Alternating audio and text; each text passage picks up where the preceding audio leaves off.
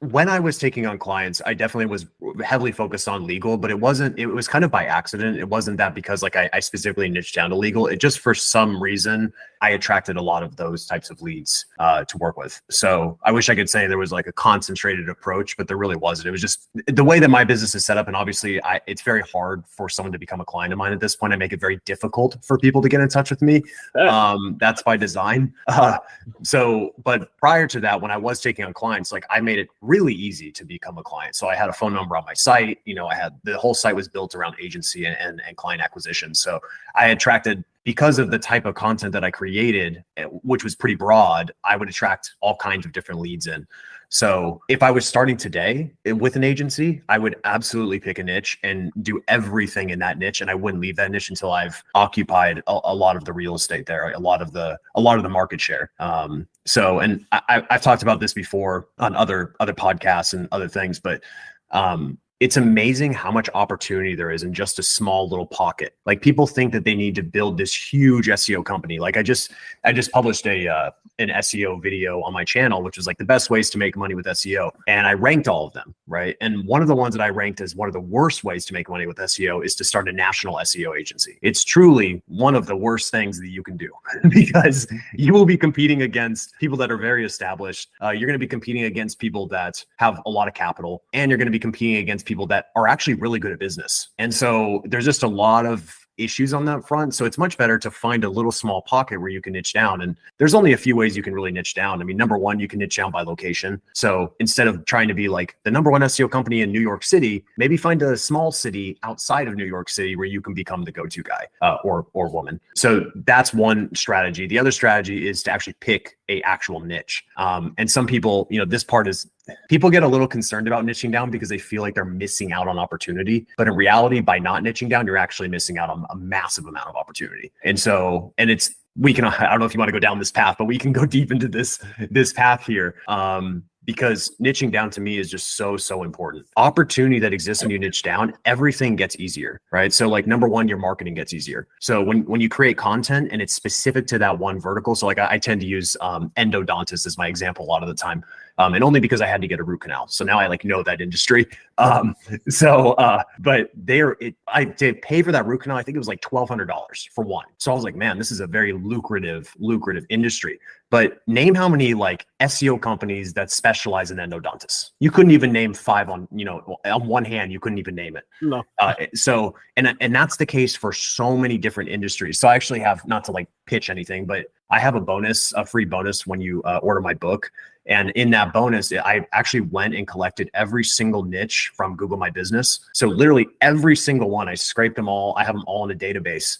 And then I use ChatGPT to help me categorize the competition of those niches. So specifically for SEO companies. So what's the book? The SEO Entrepreneur. I knew that. Yeah. Right.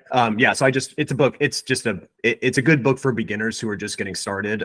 Or even if you're making, honestly, because like at one point when I was making $10,000, $20,000 a month, although that was the most money I ever made in my entire life, I still was a beginner. I had no clue what I was doing. I was just throwing stuff at the wall, hoping it worked, right? And so even at that level, you technically could still consider yourself a beginner in many ways. Did you see Hermosi, Brunson, and these guys doing the book, and you're like, hey, let me run that and see if it works? Yeah, no, I mean, obviously I know the effect of a book, right? There's a lot of, it's funny when I haven't really talked a whole lot about like the book marketing and all the things that go into it. But the funny thing is when someone buys my book, I make no money. I don't make any money when someone buys my book. Like, just to produce one book, it's about $15, and I sell it for, free plus shipping, which is just $10.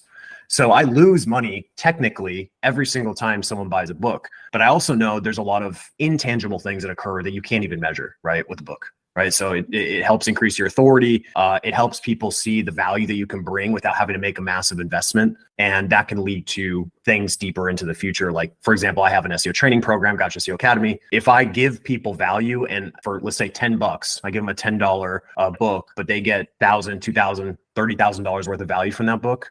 Well, who do you think they're going to go to when they want to take it to the next level, right? So that's the way I think about the book, is like, it's just an opportunity to show people the value that ultimately I can bring to the business, their life, whatever that is. So yeah, like I said, we can go in many different directions. Many directions. I mean, the biggest thing on my mind, first and foremost, because I've been watching you for what's the mistakes? If you were 38, 33. No, I'm old by SEO years though. That's true. Because I've been doing SEO since 2011, so I'm an old man by SEO years. So you're 33. Wow, mind blowing. If you were going back, what was the mistakes? Is there a reason why you shut the agency off, or what are some of the mistakes? That's what I'm curious of. Oh man, yeah. How long do we have? Yeah, I mean, there's mistakes across multiple areas, right? There's yeah. So business specifically, yeah, a lot. I think one of them in regards to like when I started my agency, like I said, if I were to go back, and of course I don't really like saying that because I wouldn't want to change anything I did leading up to this point because I needed to learn a lot of those things. But I'm saying if I was starting today and no one knew who I was and I had to just like figure it out, I would niche down. That's the one thing I would change, because it just made it really difficult when I would get like, I'd have an e-commerce client. Okay. And then the next day I'd be working on a personal injury client. And then the next day I'd be working on like a media-based website. So that constant kind of task switching across different projects is really difficult. As opposed to, let's say my friend Chris Dreyer, who just does personal injury, they get a new client. They know exactly what it's going to look like every time. Personal injury. So they're not having to switch. And as you know, Chris, I know you've done many audits, like doing an audit for an e-commerce site versus a personal injury lawyer, very different, right? You encounter totally different variables. And the funny thing is, because I've worked with so many personal injury campaigns, and this is just because I have, but they're very similar. A lot of the problems they have are very similar because they all copy each other, right? So they all copy each other. They all have the same issues. What are they doing? Right, exactly. And that's the same across other verticals too. So you go into HVAC, they're all copying each other there. Or electrician, they're all copying each other there. Like, so that's why niching down is so powerful. So I'd say that's kind of like I don't want to call it a mistake per se, but it's just kind of like a pivot I would have made differently. And then as far as the business goes, like I'll tell you one of the biggest ones that I don't want to say I regret, but I wish I would have done sooner was just getting on video. Like hands down, I avoided video like the plague. I just did, like, because I'm out of all the skills that I have, I would say like writing is one of my top skills. And so that was actually a handicap for me because I would say, well, I'm a good writer, so I don't need to do video like that. I'm going to focus on the thing I'm good at. So, and so in 2015, I signed up for the Yelp partner program. Wouldn't recommend it, by the way. I signed up for it. And one of the things that you had to do when you signed up is they would bring a videographer over to your house or your office or whatever it is. At the time, it was just my apartment. And so they came and they're going to film you like talking about your business. And I thought this was going to be like some super well-produced thing where like we would have a script and I could just like read the teleprompter and be good to go. But instead it was like, okay, you ready to record? And I'm like, ready to record? What do you mean? Like, so I had to, on the spot, I had to come up with like, I don't know, an elevator pitch for my business. And when that camera hit me, I'm not kidding, I was like a deer in the headlights. I just could nothing. There was nothing in there moving. It was just blank.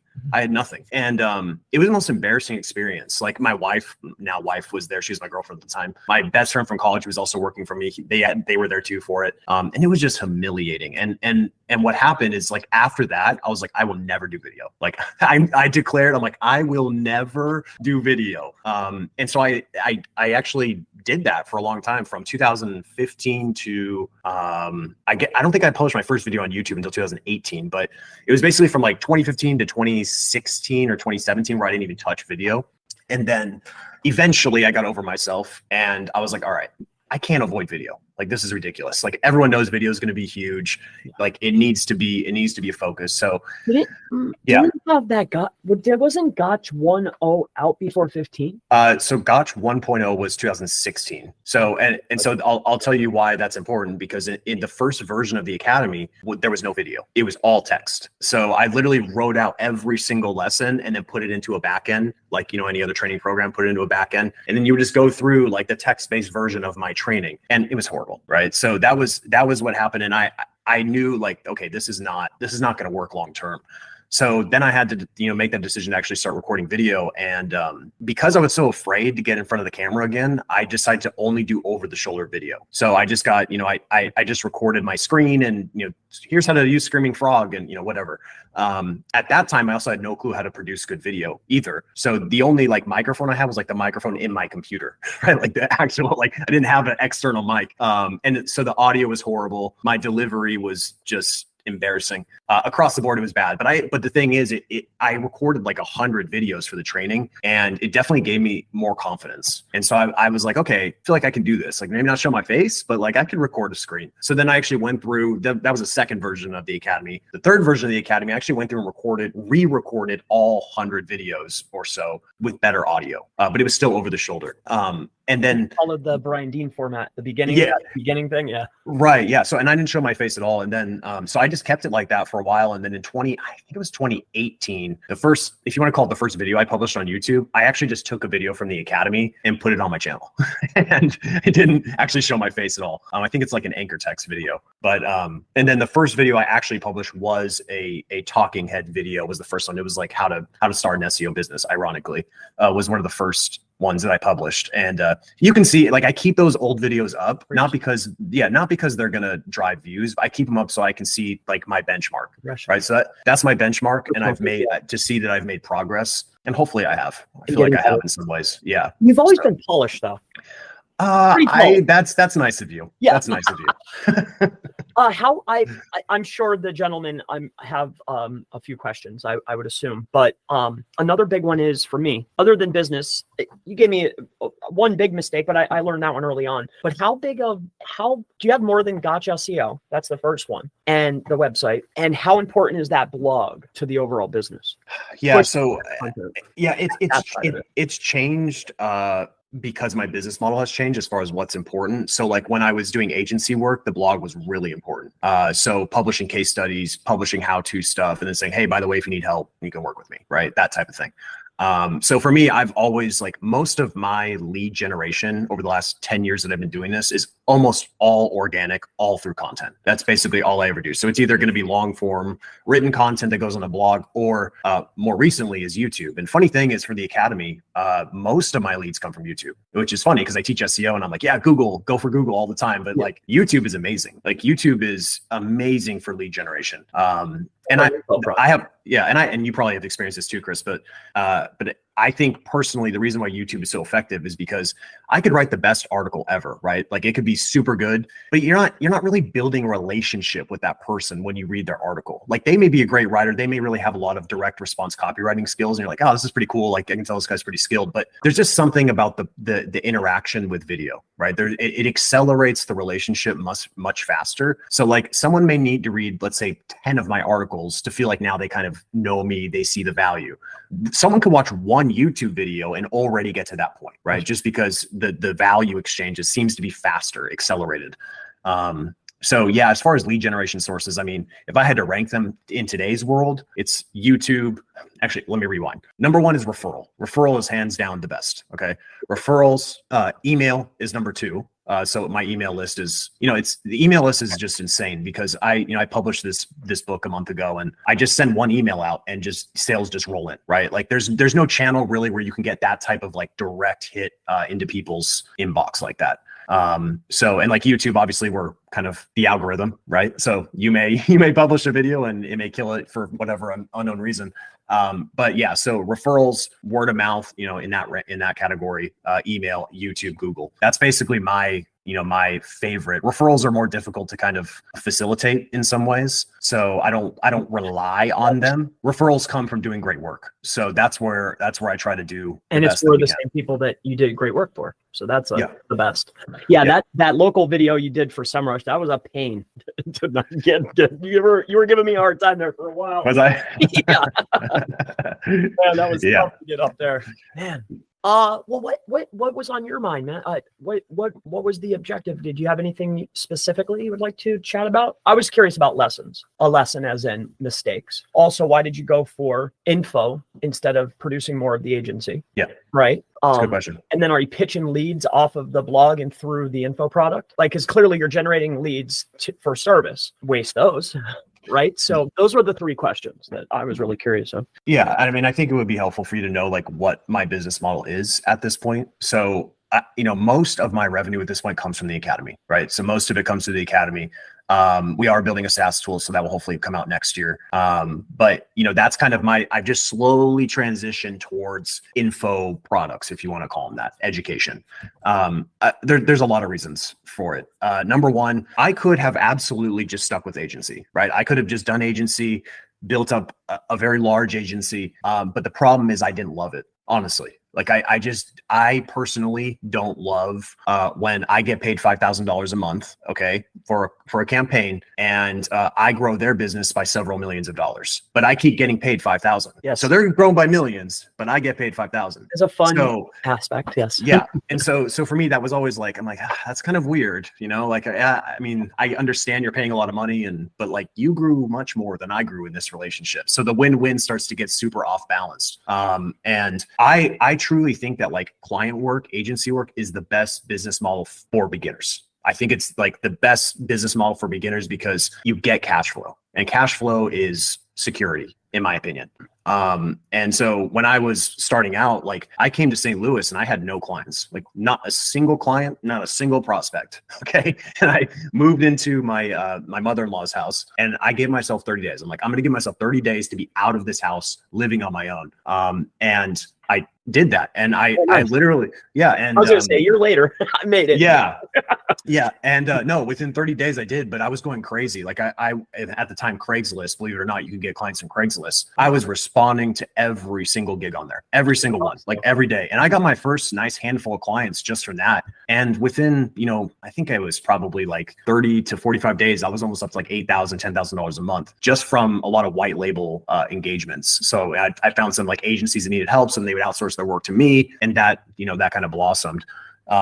But yeah, I mean, the challenge with agency, I'll tell you, is you hear the word scale a lot, right? Like, oh, we need to scale our agency. But if you look at the true definition of growth versus scale, an agency by definition is not scalable. It just, by true definition, it is not scalable. And the reason is because as an agency grows in revenue, expenses go at the same speed. So you keep growing and you keep growing, but your expenses will not decrease, because as you grow, you have to get more people, you have to get more talent. And the bigger you grow, the better the talent you need to keep growing. So then it ends up it never ends, right? You just keep going. So you could make, an ungodly amount of money, but you're still kind of on that same path of like profitability kind of stays in the same range. Mm-hmm.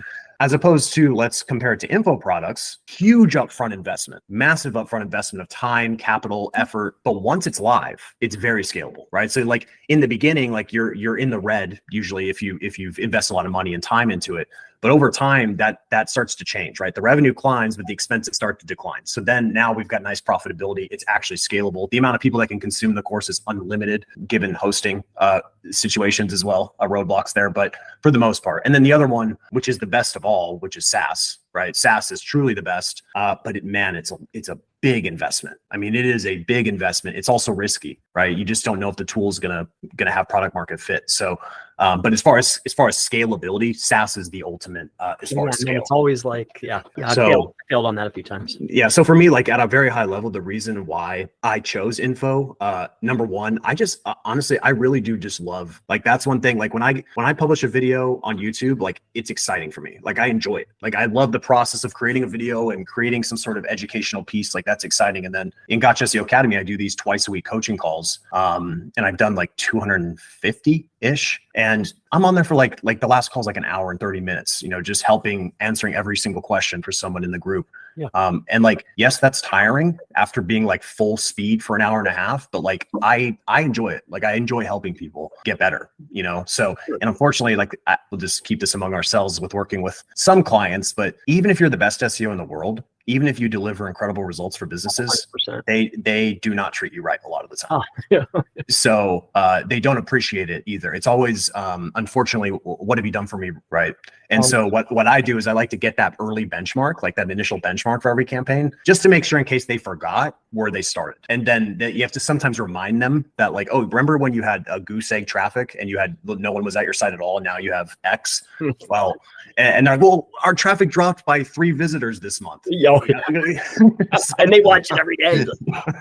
Right. So, yeah. So there's obviously a lot there, but like I said, it's more of a matter of preference and what takes no motivation for me to work on. It doesn't take a lot of motivation for me to do an info-based business. I just enjoy more. And in fact, I would technically make more money revenue wise from agency than I would my info product business revenue wise. But the amount of effort and it's just a lot more difficult. Like I'll tell you, like the support requests I have for my academy is like none.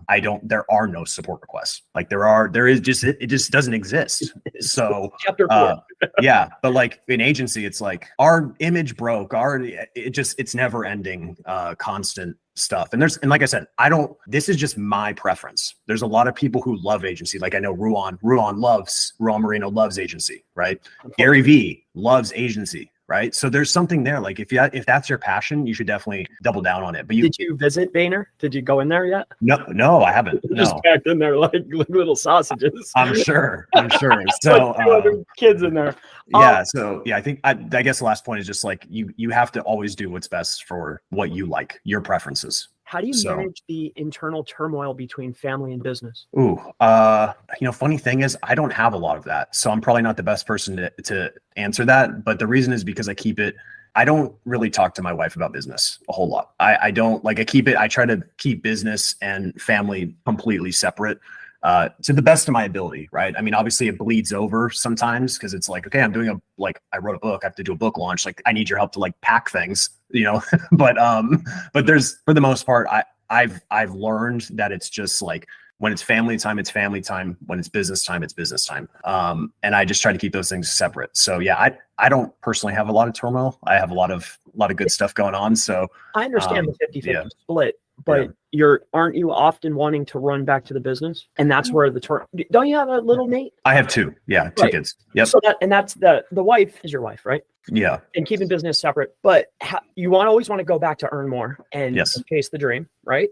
But you're taking time away from little Nate. I need to chase this, but this is way more important. How do I stop this? That's way more important and go do this so we can have a better life. How do you deal with that, Nate? Yeah. I mean, it's, I guess it depends on what you think is important, and that's different for everyone. Right. So like for me, I've had to put checks and balances against myself because I know what I'll do. And if I don't put checks and balances against myself, I will work nonstop. I will truly not stop working. Because I don't view this as work. I view it as fun. Absolutely. I view this as a game, and it's like a video game for me. Like I used to play Counter-Strike and Data Feet when I was younger. I would play constantly. There's no limit to the amount that I would play. And I would never get tired of it. That's how it is in business too, because business is really just one massive game that you never truly win, right? Yeah, and like at least in video games I could win, right? This game I just never win. So it's always an open loop, right? There's always more that you can do. There's always new YouTube videos you can create and new assets you can create. There's new products you can create. Like there's always uncharted territory that you can try to conquer constantly. It never ends. So because of that reason, I've had to put checks against myself. And my check is when 5 o'clock hits, no matter what I'm working, even if it's so painful, I'm like, I can't stop doing this right now. I need to finish this. And I've trained myself to do that. And actually what it's done, I've been doing that now probably for probably 4 years at this point. And my business has grown more than ever. And I think a part of it is Parkinson's law, right? So like, the work expands to the amount of time that you give it. So if you give yourself 16 hours to work, you're going to create 16 hours of work. But if you give yourself 8 hours of work, you're going to figure out a way to get that done. And sometimes that's going to require you to say, well, okay, if I only have 8 hours to do all this stuff, I can't do all this stuff. It's not possible. So I need to systemize. I need to find people who can do some of these things so that now I can actually get this done. So it actually, by restricting yourself, it actually forces you to change your behavior. And I'm just speaking from experience. And I can tell you, like, I don't even work even close to as hard as I used to. I mean, I wake up at 5 and start work like right away. But like most days I'm done 3, 4 o'clock. So, and it's gotten easier, right? I used to, like when I first started, oh my gosh, I would work like a dog. I mean, I'd work from like 5 to 10, like at PM. And I was burned out, man. I knew I could not do that for long term. So yeah, it's a constant battle. And I think, as you probably experience this, Chris, as an entrepreneur, like you almost feel guilty when you're not working on your business. 1000%. Right? You feel a level of like almost guilt, but you got to kind of check that, right? Because it's like at the end of the day, only because you're failing for your family. Right. Yeah. And yeah. And so of course my biggest motivation is my family. But also at the same time, like when it comes to business, it's all about leverage, right? Like Jeff Bezos has the same amount of hours as we do, so that's why it's not about working harder. It's about finding leverage. It's about building systems. It's about finding good people. Like I found my partner, business partner, Simon. I guess I kind of found him to a certain extent, but we connected and now we do our work together. And one great person is not like, it's not just like 1 + 1. Like, it's not like me plus Simon equals 2. It's like me plus Simon equals 1,000, because one person can radically transform everything that you're doing, like radically. And so finding that person should be, I would hope would be everyone's goal, because it's so impactful. I can't even stress it enough. How do you trust somebody with something that took you so long to build? Just based on the work that they do, right? Like I don't bring someone on my team because they have a nice resume. That doesn't mean anything to me. Like I'd rather have someone who just like, I want to see what they've produced and what they do. Simon in particular, like I had already known that he had already done thousands of sales calls and closed those deals. So I already knew. And then of course I talked to him myself, and I can see he's different than the average person. And you just see it. Like you know when you're around someone who's next level, right? Not your average. And you don't need to, like, there's all this funny stuff with like business owners who make their like prospective employees take all these like personality tests and all this stuff. And it's like, okay, can you produce or not? Yeah. No, you just have they done the work well that you're bringing them on for, and is there proof of it? And if the answer is yes, and they're cool to work with, and you like them, and you guys gel together, then that's a good fit. And like Simon and me, we go to war almost weekly on all kinds of stuff all the time. We go to war, but at the end of it, there's no hard feelings. We're direct. We go for it because we know it's not about us. It's about the business. So treat it like a separate entity, as opposed to the person per se. And I haven't seen you look at the clock once. How much time do you have? Probably till 11. It's a pleasure too, by the way. Thank you for giving me the time. One of the next things though is because things change very rapidly and there's multiple dynamics, right? There's ads, there's maps, there's local. So if you're teaching, how do you stay ahead? Are you testing stuff? Yes, that's a good question. So I think one of the biggest fears is people, like when they hear that I don't do agency, and they're like, oh, what testing I do is pretty psychotic. I mean, I build out microsites just to do testing. Yeah, I'm constantly in the weeds, right? And on top of it, the way my academy is structured, I have to bring my A game constantly. I can't show up to a call and be like, I don't know how to do SEO. I don't know what AI is. Like, like that wouldn't work, right? Like I need to be on my A game to be able to give value to the members. And so I'm constantly in the weeds, almost in a disturbing level. So, yeah. Being disturbed. Well, so in recent times, I'm sure you can't divulge the most intricate details. What type of stuff are you looking at? I'm not interested in the AI stuff. Like, what are you looking at besides that? What are you primarily looking at? Yeah, I mean, I'm not necessarily like, what I'm looking at is usually based on the system that I'm deploying. So like, I'm very, like, this is kind of in my training. What I do is I show my system that I use from A to Z. So like when I start a campaign, I have a process that I go through every single time. And each component piece is a system within itself, right? So like keyword research is a system. Doing an audit is a system within itself. And then how to actually go about fixing the things that you find in that audit as well. And then actually I even have a system for, and this is really important. This is something I discovered probably like, I want to say like 4 years ago, was I don't know what I was listening to, but at some point I heard about the mechanism called ICE or ICE. Which is impact, confidence, and ease. Okay. And this is what SaaS companies use when they're trying to decide, like, okay, should we do this new feature? Or should we do this marketing campaign? Like, they're trying to decide where to focus their effort, right? So how impactful is this thing going to be? How confident am I that it's actually going to produce the outcome that we're going for? And then how difficult or easy is it going to be, right? If it's really easy, then it should get a high score. If it's really difficult and it's going to require a lot of effort, it should get a lower score, right? So the reason I'm saying that is because I started to use this mechanism for SEO. So I started to look at all the different things that we can do in an SEO campaign. I started to actually categorize those actions. So like updating a meta description, low impact, high confidence, but it's very easy, right? So then you can get a total score, and then you can start to do that. So acquiring backlinks, we know high impact, 10 out of 10 on confidence. And as far as ease, that depends on your systems, right? So for me, my systems are good. So that's like going to get like a score of like a 30, So just being able to do that is really important, because when you're working on an SEO campaign, there's an endless things that you can do. right? And when you have teams that report to you and people that are doing work for you, you can just be like, hey, do this SEO stuff. You got to be like, no, we need to focus on these things because this is actually what's going to drive the results. Me updating an alt tag isn't going to do anything. Like, it's just like in the grand scheme of things, that one little thing is not going to do anything. So thinking about what those really heavy levers are to drive results. And I know I'm getting off point here, but this is just thinking about it in terms of systems. As far as testing goes, I would say the things that I test the most, one thing that I see myself testing most frequently are page upgrades. I'm a big fan of testing page upgrades. So taking an asset that has, let's say, fallen out of favor with Google. Okay. So maybe it was #1, now it's #7, right? And it's been stuck at #7 for 2 months.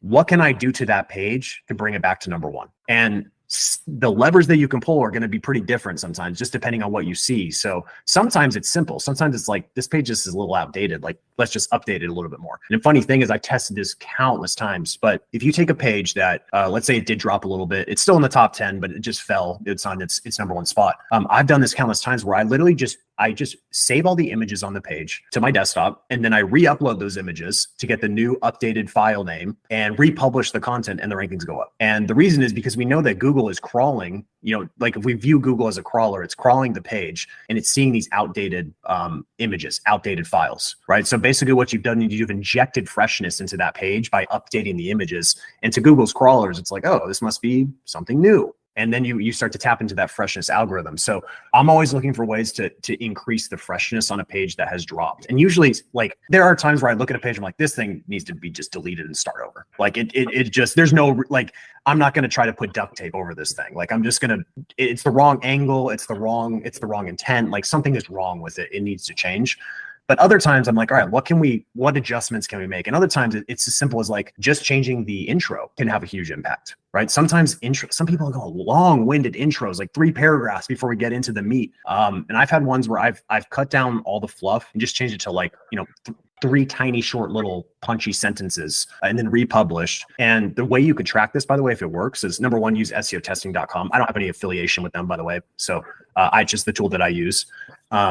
And then the other thing that I use, and this is a new thing I've been doing over the last year and a half or so, is I use a user tracking tool. So there's Hotjar. The one I use is Mouseflow. And what I do is when I go in there and I look at the pages that have, let's say, dropped in rankings, and I see how are users engaging with that page. And if I see that users are dropping off right at the intro, like at a high percentage, something needs to change, right? So I'm looking more at the pages, not from like Google's algorithm. I'm looking at like, how are users, what are they doing? Like, what are they doing on this page? Because at the end of the day, like, Google's algorithm is just a lagging metric, really. It's a lagging algorithm. It's just reacting based on other things, right? It's reacting based on the user signals. It's reacting based on links. It's reacting based on other variables.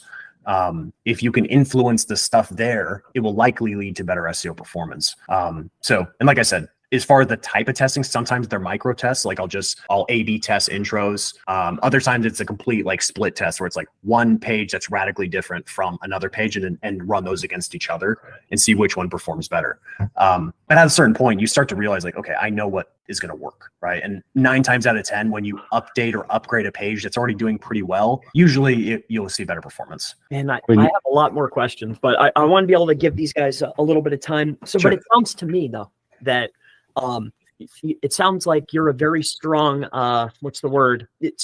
Would you maybe help bring users to the page without being real users? You're saying to influence the algorithm in that regard? I mean, obviously there's obviously different ways to do things, right? There's grayer hat kind of ways of doing things. Just not the side that I tend to lean on, but I have nothing against it. I think however you want to rank is the way you want to rank. It's just a matter of risk tolerance, right? For me, my risk tolerance is lower than it used to be. It used to be a lot more, I used to be a lot more riskier. Like I did private blog networks. I did a lot of sketchier stuff.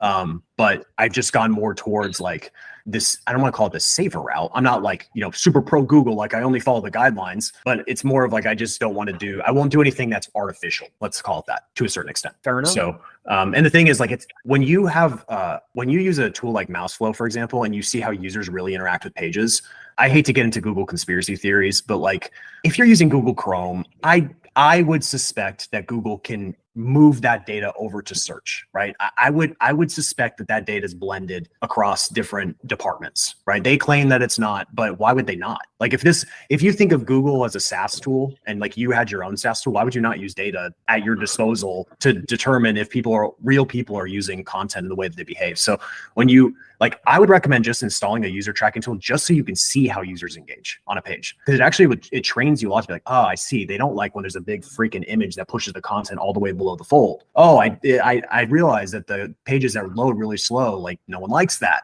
Right? Like it's like there's some obvious things you start to see, and then you have quantifiable data to make, you know, those better decisions.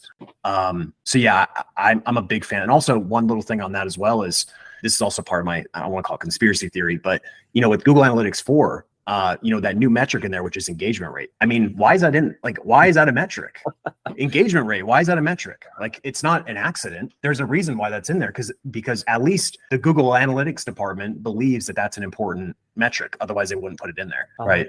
So if it's important to them, it's probably important to Google, right? And so the way it's measured that's up for debate, right? And how well Google can measure it. But like I created, I know you didn't want to talk about AI, but I did create, this is like right when ChatGPT came out in November. I created a script timer. So I used ChatGPT to give me the code for a script timer. And the only reason I did that is because for my own YouTube videos, I would always go to this one script timer. I'm like, it's so annoying. I'll just create my own script timer. So I just used ChatGPT to create it. And the reason I'm saying that is because when I look at the mouse flow metrics on that page, the engagement on that is just insane. Like, you should see how many clicks, how much engagement is on that page. And of course it ranks super well. And it's like, Gotch SEO is not relevant for script timer. Like that's not, I don't have topical authority for that. But so you're a big fan of that, I take it. Yeah, I'm not opposed to it. I just think it's overblown a little bit in some ways. I think links are more important.